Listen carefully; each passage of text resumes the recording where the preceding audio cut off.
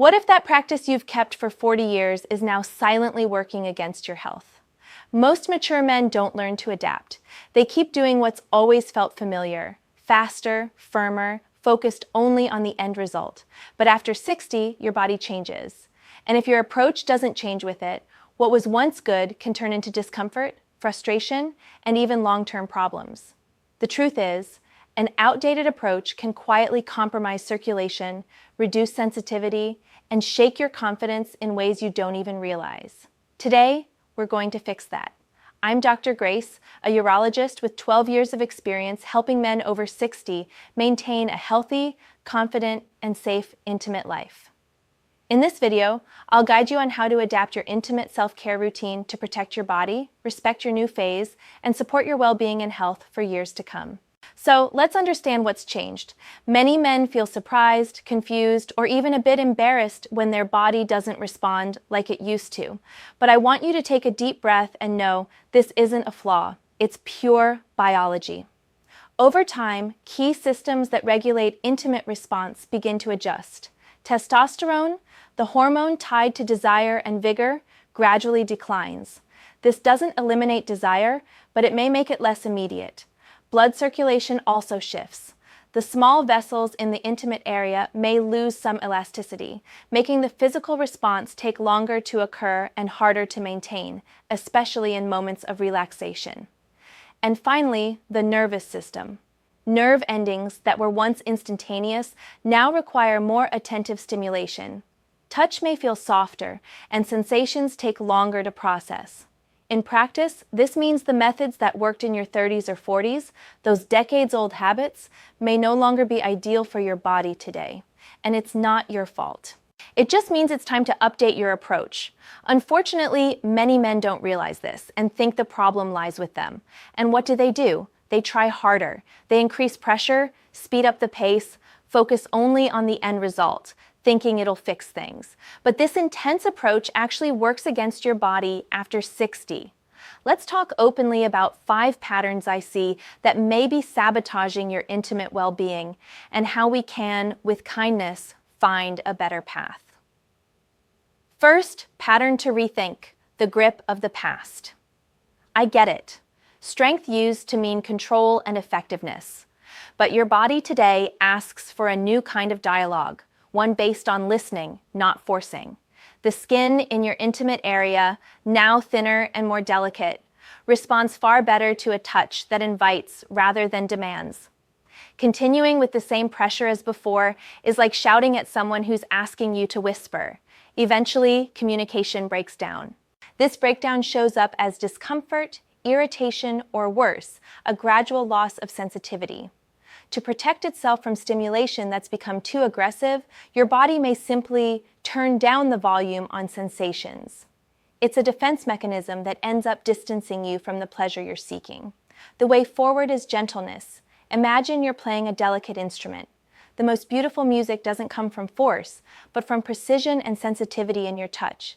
Relax your hand, use the surface of your fingers, explore lightly. Turn strength into care, and notice how your body responds to this new invitation. Second pattern to rethink, rushing to feel. We live in a world that values speed, but pleasure, especially in maturity, blooms in calmness. Your nervous system needs time to process sensations. A frantic pace doesn't give it that chance. It's like speeding through a beautiful landscape at 120 miles an hour. You know it's there, but you can't appreciate the details. The result is a shallow experience, leaving you with the feeling that something's missing. This almost there sensation can be frustrating and lead to a cycle of anxiety. You try to go faster to compensate, but that only pulls you further from real connection. You end up disconnected from your body, focusing only on a mechanical goal. The way forward is patience. Take a deep breath and intentionally slow down. Create a steady, meditative rhythm. Let arousal build organically, like a tide rising slowly. By giving your body this time, you allow sensations to deepen and become far richer and more satisfying. Third pattern to rethink. Thinking lubrication is for others. This is a critical point. Many men skip lubrication because they think it's a sign they're not functioning right, or that it's unnecessary for self-care. It's the exact opposite. Using lubricant is a profound act of respect and care for your body.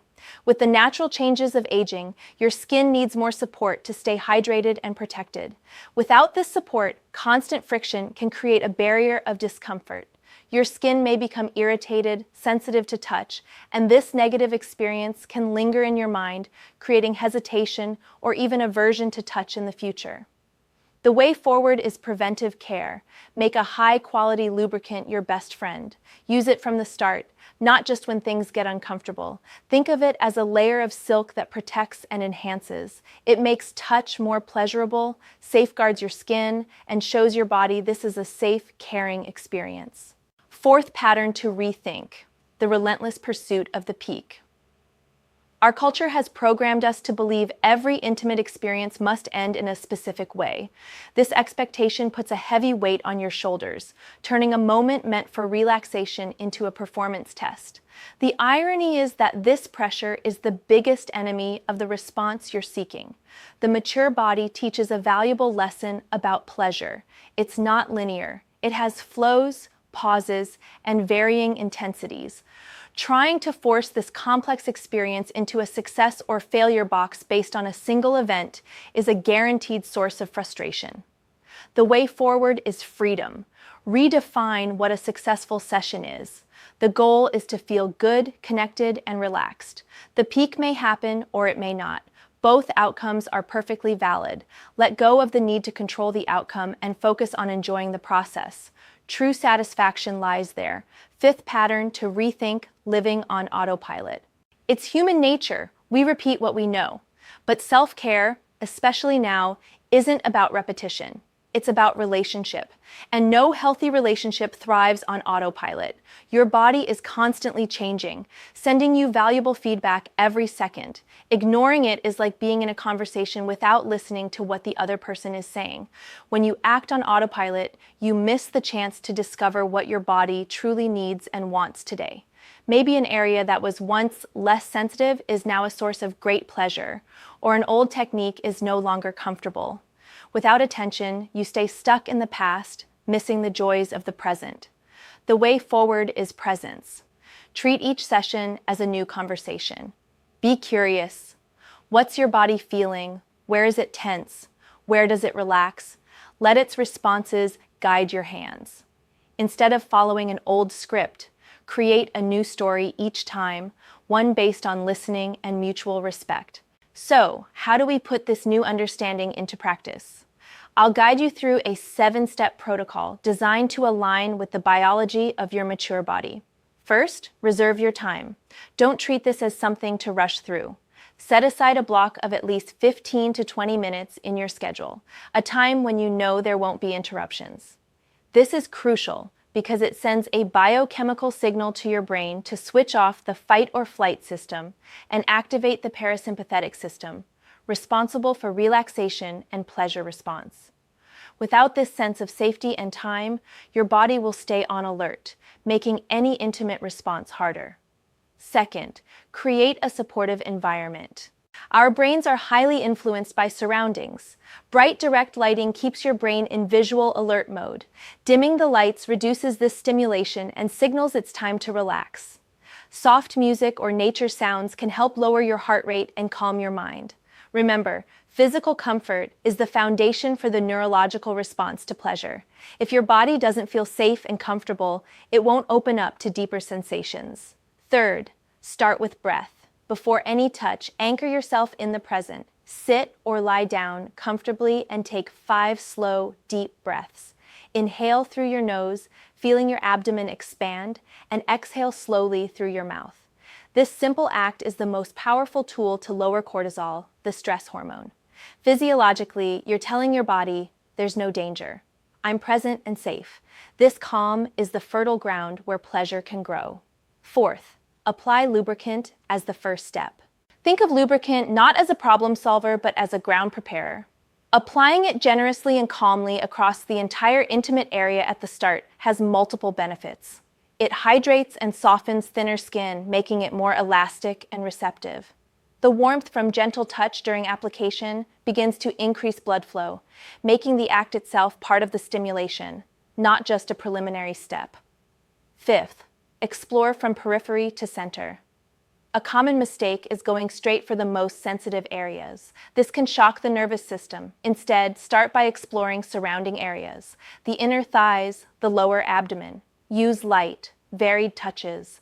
This gradual warm-up lets the nervous system adjust to stimulation and builds a pleasure response progressively. Think of it as a full-body massage where every part contributes to relaxation and overall sensation. Sixth, embrace pauses. Arousal after 60 is rarely a straight line to the top. It works in waves. If you feel the intensity fading, don't panic or try to force it. Just pause. Keep the touch light without movement, or move your hand away for a moment and focus on your breath. These pauses aren't a sign of failure. They're an advanced technique for managing energy, allowing sensation to return naturally, often stronger than before. The goal is connection, not a race. Seventh, keep breathing flowing. It's a common instinct to hold your breath when intensity builds, but this is counterproductive. Holding your breath creates muscle tension and restricts oxygen and blood flow, exactly what you don't want. Continuous deep breathing keeps your body relaxed, circulation active, and you anchored in the sensation. It may feel odd at first, but this approach opens doors to deeper, more conscious satisfaction than many men have experienced. And an extra point, your posture. Many men don't realize it, but poor posture can sabotage the experience. Sitting hunched in a chair can compress key nerves in the pelvic area and restrict blood flow. Try positions that open this area. Reclining with back support, lying on your side with a pillow between your knees, or with legs slightly elevated. You'll be surprised at the difference a simple posture change can make. Remember, accessories like warming sleeves or textured tools aren't toys. They're accessibility tools for pleasure, just like glasses are for vision. Your body has changed, and using the right tools is a sign of wisdom. You're not broken, you're evolving, and this phase deserves attention and care. We've adjusted the technique, but now let's talk about the engine that drives it all, often overlooked, your mindset. Your mental space and how you emotionally approach self-care are actually more important than any physical movement. After 60, self-touch stops being a purely mechanical act of stimulation and becomes an exercise in mind-body connection. The goal is to create a safe space where your brain, body, and nervous system can communicate without the interference of pressure, guilt, or shame accumulated over a lifetime. Many men carry a silent mental script, a list of invisible expectations. It has to be this way. It has to end this way. If I don't feel like I did at 30, something's broken. This inner voice, your critic, is the biggest enemy of pleasure. Physiologically, performance anxiety releases stress hormones like cortisol, which literally tell your body to divert blood from extremities and prepare for a threat, the exact opposite of what's needed for a pleasure response. The truth is, what you're experiencing isn't a failure, but an evolution. Your body is inviting you to a new kind of pleasure, slower, deeper, responsive to your presence and attention, not your performance. So the practice now is different. Take your time, without rush. Let the experience build like a slow wave that grows gradually, not a spark that burns out fast. If you feel your mind wandering or tension rising, don't fight it. Pause. Return to your breath. This isn't giving up. It's regulating your nervous system. If you feel satisfied before any traditional endpoint, let that be enough. Embrace that satisfaction. This isn't a race to cross a finish line. It's not a test with grades of success or failure. It's you, in real time, learning your body's new, sophisticated language. And with time and practice, you'll find this new language, though different, is incredibly rich and perhaps even more rewarding than the old one. Now let's address a topic as important as technique: your mindset and the decision to seek professional help. It's critical to know the difference between normal aging changes and signs that indicate a need for medical support. Understanding this distinction is an act of intelligence with your health, not a reason for judgment. Here are 4 clear indicators that a conversation with a urologist may be beneficial. 1. Persistent pain or discomfort. A slight initial discomfort may happen when changing techniques, but if you feel burning, stinging, or pain that persists even with lubricant and a gentler approach, that's a red flag. It could indicate a skin condition like dermatitis, a low-grade fungal infection, or inflammation like balanitis. These are common, highly treatable conditions, but ignoring them can worsen them and impact your long-term health. 2. Sudden or ongoing loss of sensitivity. It's normal for sensitivity to change gradually, becoming more subtle, but if you notice a sharp drop, an area that feels completely dead to touch, or persistent numbness that deserves immediate attention, it could indicate nerve compression in the pelvic area or an early sign of peripheral neuropathy. The nervous system is complex, and early diagnosis is key to the best possible outcome. 3. Persistent difficulty with vascular response. If, even in a calm, relaxed, pressure-free environment, you consistently can't achieve or maintain the firmness needed, it's time to investigate. When mental arousal is present, but the physical response doesn't follow, it's rarely an isolated psychological issue. It usually signals an underlying vascular or hormonal issue. Remember, this has nothing to do with your masculinity. It's your cardiovascular and endocrine health communicating with you, and it needs attention. 4. Recurring emotional distress. If your self-care moments consistently generate more anxiety, frustration, or disconnection than pleasure and relaxation, don't downplay it. The brain-body axis is powerful. Emotional health and intimate function are deeply linked. Talking to a professional about this isn't a sign of weakness. It's a proactive step toward your overall well-being. A 30-minute consultation can provide clarity, relief, and a practical action plan. If you don't know how to start, say, "Doctor, I've noticed changes in my physical response, and it's affecting me emotionally. I'd like to understand more."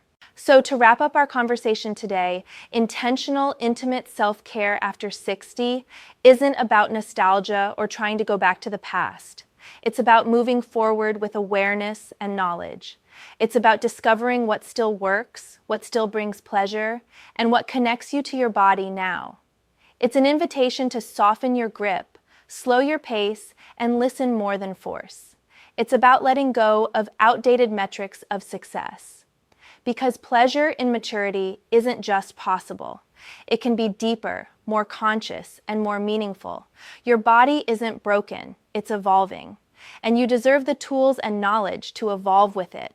If this video brought you clarity and helped you see self-care in a safer, more respectful way, then what I need to tell you next is even more crucial. Even with perfect technique, there's one common habit that can silently affect your prostate health, especially with regular practice. Most men have no idea about this until it's too late. So before you leave, I urge you to watch my next video.